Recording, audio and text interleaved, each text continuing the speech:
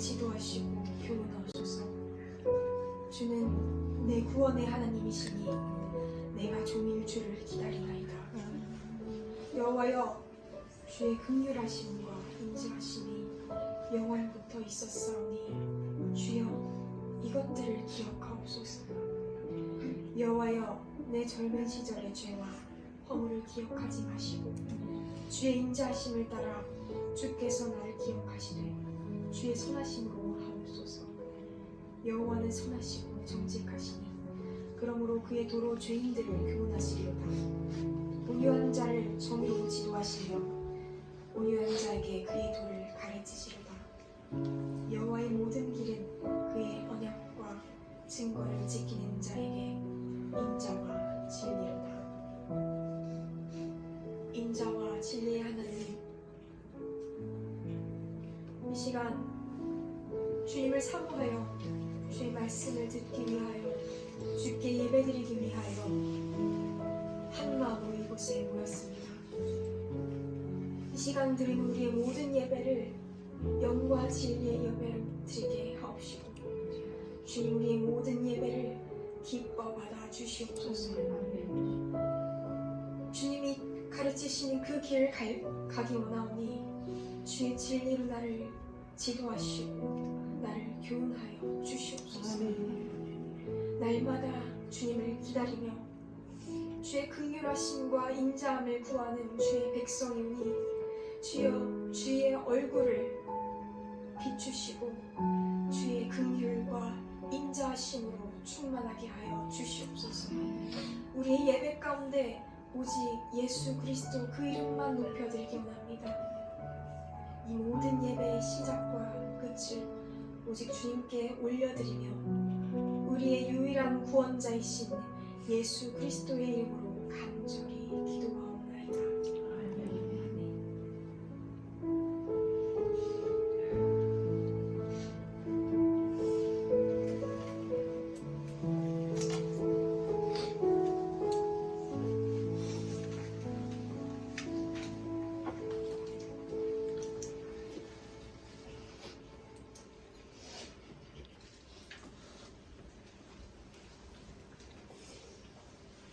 주님의 은혜가 여러분과 늘 함께 하시기를 축원드립니다. 아멘. 오늘 우리에게 주시는 말씀은 사도행전 8장 1절부터 8절까지의 말씀입니다. 우리가 사도행전 7장 말미에서 살펴보았듯이 스데반의 순교 사건이 일어나게 됩니다. 이런 순교 사건 이후로 이 기독교 공동체는 굉장히 큰 변화를 맞이하게 됩니다. 그 이후로 사울의 핍박이 시작이 되고 이 유대아 공동체 안에 있었던 기독교인들이 흩어지게 되며 하나님의 복음이 전파되게 되는 일이 일어나게 되는 것이죠. 오늘 우리에게 주시는 말씀 가운데 첫 번째 사울이 등장하여 그의 마음을 지금 드러내고 있습니다. 사도행전 8장 1절로 3절 말씀입니다. 사울은 그가 죽임당함을 마땅히 여기더라. 그날에 예루살렘에 있는 교회에 큰 박해가 있어 사도 외에는 다 유대와 사마리아 모든 땅으로 흩어지니라. 경건한 사람들이 스데반을 장사하고 위하여 크게 울더라. 사울이 교회를 전멸할세 각 집에 들어가 남녀를 끌어다가 옥에 넘기니라. 네, 그렇습니다. 사울은 지금 스데반의 죽음에 대하여 이렇게 평가하고 있습니다. 그가 죽임당함을 마땅히 여기더라. 사울은 스데반이 순교당하는 그 순간, 그 사건 가운데 함께하고 있던 것을 우리가 7장의 말씀을 통하여 살펴볼 수 있었습니다. 물론 그가 직접 참여하고는 있지는 않지만 그 상황을 모두 둘러보며 그가 죽임을 당함이 마땅하다고 이야기하고 있는 것이지요. 이런 사울이 교회를 향하여 죽임당하는 것이 마땅하다고 판단을 했을 때 이 경건한 자들은 스데반, 죽임당하여 마땅한 그 자가 죽은 그 장사를 치르고 있는 부분이 굉장히 눈에 띕니다. 사울은 이때부터 교회를 박해하기 시작하고 모든 믿는 자들을 그의 열정으로 사로잡아서 옥에 가두기를 지금 힘쓰고 있는 상황 가운데 경건한 이 자들은 스데반을 장사하고 크게 울더라라고 기록을 하고 있습니다. 이것은 매우 과감한 일이지요. 자신을 핍박하고 있는 그런 상황 가운데 이 스데반을 위하여 죽어 마땅한 그 자를 위하여 장사하고 크게 운다는 것은 굉장히 어려운 일이었을 것입니다. 이들은 가장 먼저 사울에게 잡혀갔을 것으로 보입니다. 이런 상황 가운데 사울이 교회를 잔멸하고 교회는 더 이상 모임이 불가능한 그런 상황을 마주하게 됩니다.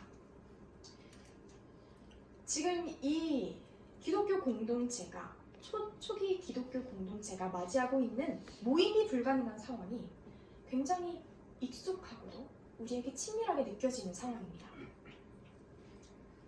여러 상황과 압박 가운데 더 이상 모일 수 없는 상황이 된 것이지요. 누군가는 자신의 일에 바빠서, 누군가는 그 누군가에 의한 압박으로 인해 교회에 모이는 것이 굉장히 어려워졌습니다. 이 모이지 못하는 신앙인들은 교회 밖을 나가면 더 이상 신앙 공동체를 찾을 수 없는 그러한 시대를 지금 우리는 살아가고 있는 것이지요. 기독교인들이 굉장히 적어졌기 때문에 교회 밖에서 나의 신앙의 파트너를 찾는다는 것은 너무나 어려운 일이 된 그런 상황입니다. 초대교회의 모습과 굉장히 비슷하지요. 뭉쳐야 산다는 말이 있습니다. 우리가 이 말은 너무나 잘 알고 있어요. 그리고 또한 모이기를 패하지 말라는 말씀도 우리는 너무나 잘 알고 있습니다. 그런데 하나님의 뜻이 모이기를 패하지 말라는 것이라면 왜 이러한 모일 수 없는 상태를 하나님께서는 허락하신 것일까요? 이런 고난의 시간을 왜 허락하신 것일까요?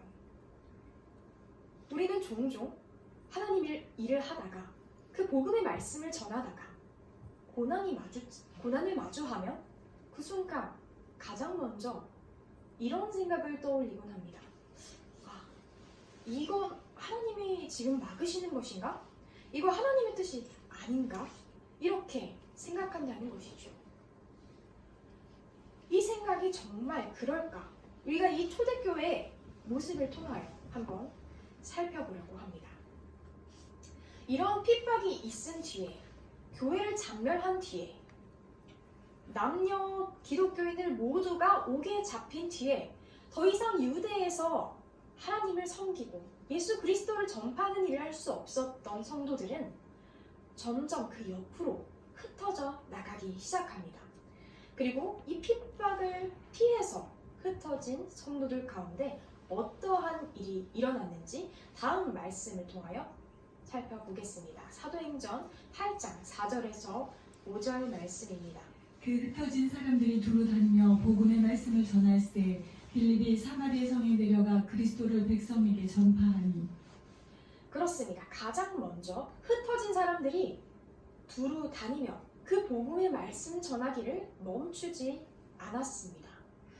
그들의 정체성, 그들의 존재를 드러내는 것, 정의하는 것은 바로 그 복음, 예수 그리스도가 구원이시라는 그 사실이기 때문에 이들은 그 복음에 의해서 핍박을 받는 도중에도, 그 도망치는 와중에도 그 복음 전하기를 마다하지 않았던 것입니다.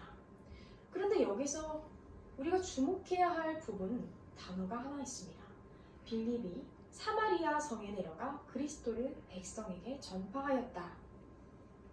우리가 이 말씀을 살펴보는 가운데 사마리아라는 이 단어는 유대인들과 굉장히 사이가 좋지 않은 그런 민족이라는 그런 것을 알고 있습니다. 요한복음 4장 9절에 이렇게 기록되어 있죠. 사마리아 여자가 이르되 당신은 유대인으로서 어찌하여 사마리아 여자인 나에게 물을 달라 하나이까 하니 이는 유대인이 사마리아인과 상종하지 아니함이로라. 그렇습니다. 유대인은 사마리아인과 상종하지 않았습니다. 예수님께서 먼저 다가가실 때 그 사마리아 여인이 놀란 이유가 바로 이것입니다. 이 핍박을 당하는 가운데 이 교회 공동체들이 전도를 하는 대상이 사마리아인, 가장 사이가 안 좋았던 민족이라는 것은 굉장히 주목하여야 할 일인 것이지요. 이 사마리아인들은 성경의 구약 중에서도 모세오경 이외에는 믿지 않는 자들입니다. 그들의 예배가 성전이 아니라 그리심산에서 드려야 한다고 주장하는 자들입니다. 우리가 이전 말씀에서 살펴보았듯이 예루살렘 그 성전에 대한 유대인들의 자부심은 엄청났습니다. 이 성전을 중요하게 여기지 않는 이 사마리아인들에게 대하여 유대인들의 적대감은 어떻게 보면 당연하게 보입니다. 그렇습니다. 이 적대감이 당연히 있을 만한 이 사마리아인들에게 복음이 가장 먼저 전해졌습니다. 이런 전도가 우리가 생각할 때는 가장 소중하고 가장 사랑하는 그런 자들에게 전해질 것으로 여겨졌는데, 내가 가장 소중하게 여겼던 것을 나와 가장 사이가 좋지 않은 나의 원수된 자에게 말씀이, 복음이, 생명이 전해졌다는 것이죠. 이러한 핍박 가운데 전도를 하는 것은 하나님의 그 사랑, 하나님의 평화가 전해지는 일입니다. 그 말인즉슨 우리와 가장 원수된 자들 가운데, 그 관계 가운데 하나님의 사랑과 평화, 화평이 회복되어야 한다는 것이죠. 다음으로 이 전도를 한 이후 어떤 일들이 일어났는지 살펴보겠습니다. 사도행전 8장 6절에서 8절입니다. 무리가 빌립의 말도 듣고 행하는 표적도 보고 한 마음으로 그가 하는 말을 따르더라. 많은 사람에게 붙었던 더러운 귀신들이 크게 소리를 지르며 나가고 또 많은 중풍병자와 못 걷는 사람이 나오니 그 성에 큰 기쁨이 있더라. 아멘. 이 8절 말씀을 여러분 주목해 보십시오. 그 성에 큰 기쁨이 있더라. 그 성이 어떤 성입니까? 사마리아인이 거주하는 성입니다. 그곳에 큰 기쁨이 있었다. 기쁨이 있었다. 여러분이 이 단어를 주목해 보십시오. 지금 상황은 어떤 상황입니까? 예수 그리스도를 전하는 모든 자들에게는 핍박과 고난의 상황입니다. 그들의 목숨을 걸고 복음을 전하는 상황인 것입니다. 그런데 이들이 그 목숨의 위험한 상황 가운데 도망을 쳐서 그 위급한 상황 가운데 하나님의 말씀을 전하였더니 그 원수였던 자들의 그 성에 큰 기쁨이 가득하고 예수 그리스도께서 역사하셨던 그 사역이 그대로 보여지고 있는 것입니다. 이런 전도, 이 상황 가운데 우리는 전도의 능력을 볼 수 있습니다. 전도를 하면 어떤 일들이 일어납니까? 화평이 없었던 곳에, 평화가 없었던 곳에 하나님의 평화가 가득하게 됩니다. 깨어졌던 관계가 회복되게 되는 것이죠. 하나님의 복음이란 이런 능력이 있는 것입니다. 우리에게 가장 소중한 그 복음, 생명의 말씀이 나의 원수되었던 자와 공유한다면 그 말씀은 우리의 관계를 회복하고 하나님의 그 평화가 이 땅 가운데 올 수 있도록 하는 도구로 사용된다는 것이죠. 두 번째, 어떤 일들이 일어났겠습니까? 이 흩어진 하나님의 성도들 가운데 외롭고 홀로 싸우는 그런 상황 가운데 하나님의 복음을 나눔으로 새로운 공동체가 형성이 되는 것입니다. 개인들이 하나님 앞에서 더욱더 온전하여지고 예수 그리스도의 장성한 분량까지 성장하게 되는 것이죠. 이 흩어진, 우리의 삶 가운데 흩어짐이란 어쩌면 피할 수 없는 고난, 피할 수 없는 상황으로 보입니다. 누구나 이런 흩어짐을 마주하게 되는 것이 우리의 인생이죠. 그러나 이러한 상황 가운데, 핍박의 상황 가운데, 교회가 흩어지는 가운데 하나님께서는 이 공동체를 향하여 품은 뜻이 있으셨던 것이죠. 복음이 퍼져나가기를 원하셨던 것입니다. 하나님께서는 그 성도들이 흩어짐으로 복음을 알지 못했던 자들이 복음을 깨닫고 하나님의 화평을 누리고 그 생명의 말씀을 마음에 품기를 원하셨던 것이죠. 하나님께서는 선택한 그 백성뿐만 아니라 그들의 원수된 자들까지도 하나님 앞에 돌아오기를 원하셨던 것입니다. 이 공동체가 흩어지지 않았다면, 그 안에서 계속 머물러 있었다면 어떤 일이 있었을까요? 이들이 맛본 그 놀라운 복음이 그 이방인들에게 선포되지 못했을 것입니다. 그들이 가진 복음으로 그들은 서로 논쟁하며 서로 다투며 누가 더 위에 있나, 생명의 말씀과 반대되는 것들 때문에 그들의 생명이 사그라드는 일들이 발생했을 것이죠. 그러나 하나님께서는 이런 핍박의 상황을 허락하심으로 그 놀라운 복음의 말씀이 이 세상 가운데 더욱더 퍼지고 하나님의 나라가 더욱더 가까이 오게 하는데 사용하셨던 것입니다. 여러분, 이것이 바로 경건한 흩어짐입니다. 우리 가운데 복음, 이 생명의 말씀이 더 이상 고여있는 물이 되어서는 안 될 것입니다. 우리가 받은 생명의 말씀, 이 생명수가 흘러 살아있고 또 다른 생명을 살리는 생명의 말씀이 되어야 할 것입니다. 이 복음이야말로, 이 생명수야말로 크리스천의 능력이지요. 홀로 되었던 것 같았으나 그 누구보다 큰 기쁨, 공동체를 만들 수 있는 놀라운 능력입니다. 우리의 연약함을 넘어서서 하나님께서 주시는 그 온전함을 덧입을 수 있는 비결이 바로 복음 전하는 이것인 것이지요. 복음은 전할 때 더욱더 내 안에 풍성해지는 것입니다. 이런 경건한 흩어짐이 우리 공동체 가운데, 우리 삶 가운데 있기를 간절히 소망합니다. 이런 경건한 흩어짐이 있다면 경건하지 못한 흩어짐도 있습니다.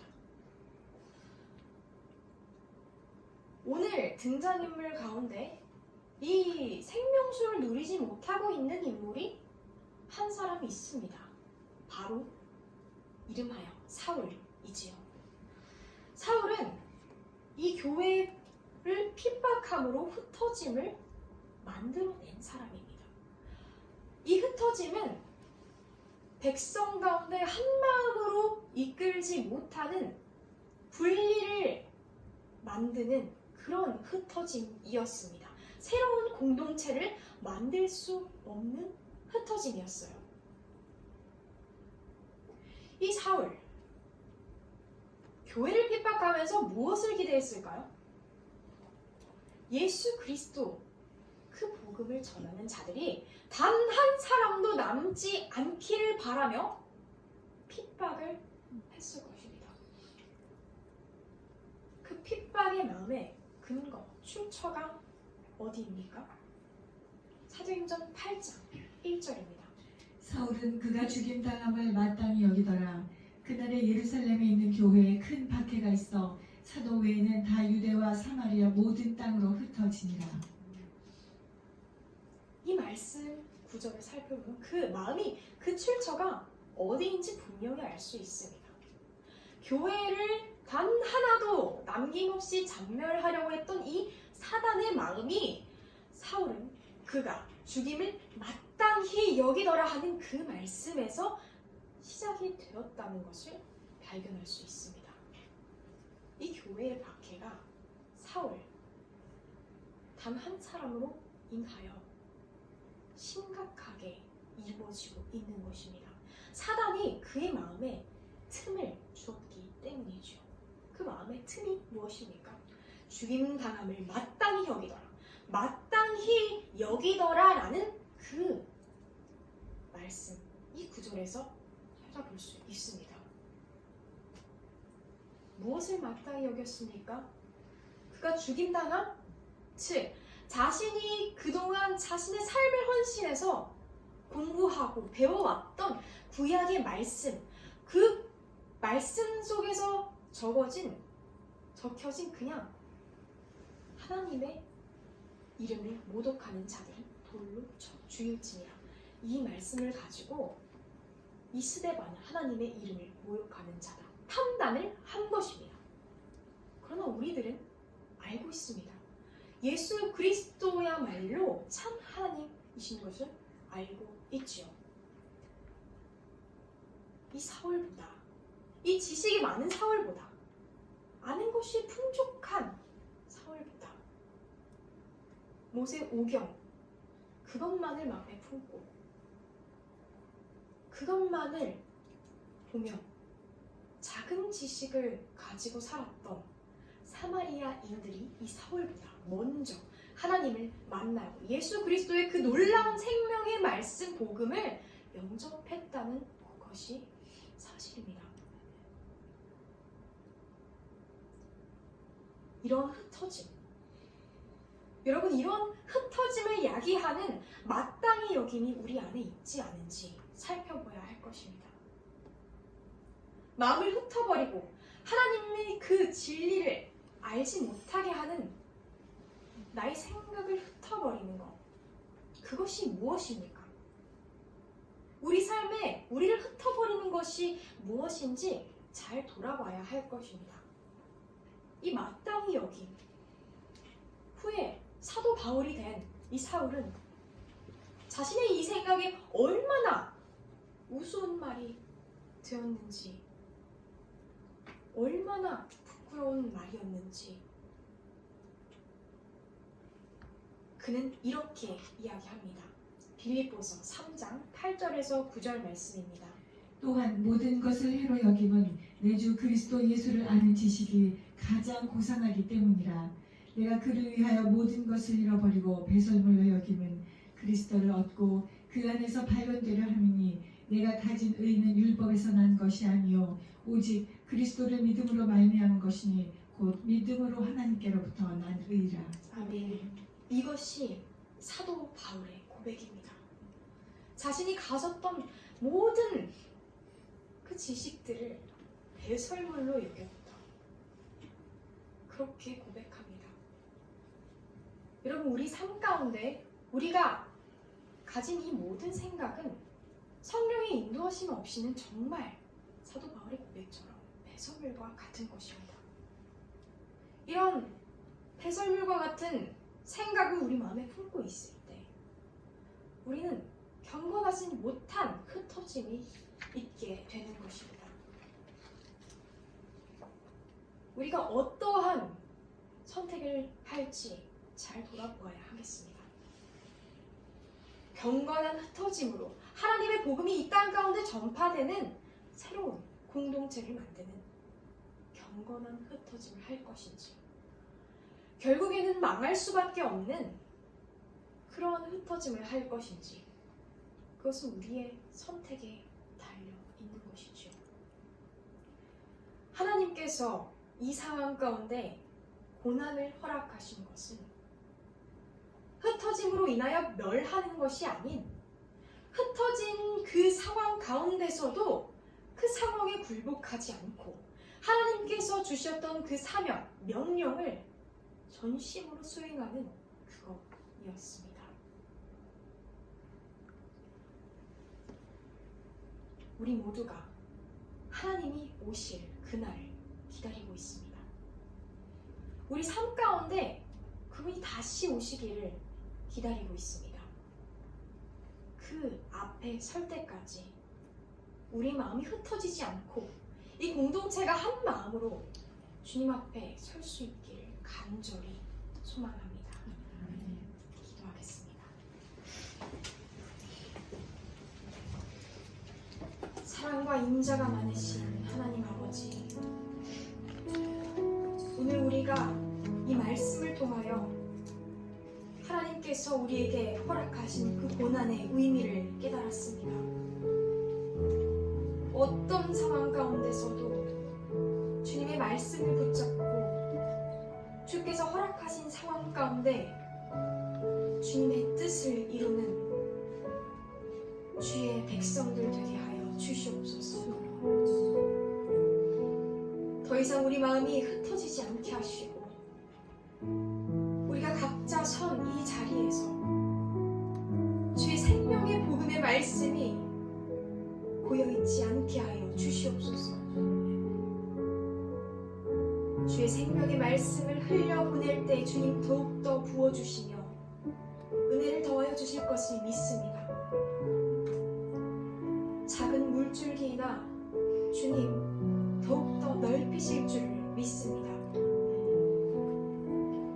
하나님, 주님의 공동체가 주의 말씀을 받고 더 이상 가만히 있지 않게 하시고 고여있지 않게 하시고 폭포수와 같이 흘러나가게 하여 주시옵소서. 주의 생명의 말씀으로 충만하게 하여 주시옵소서.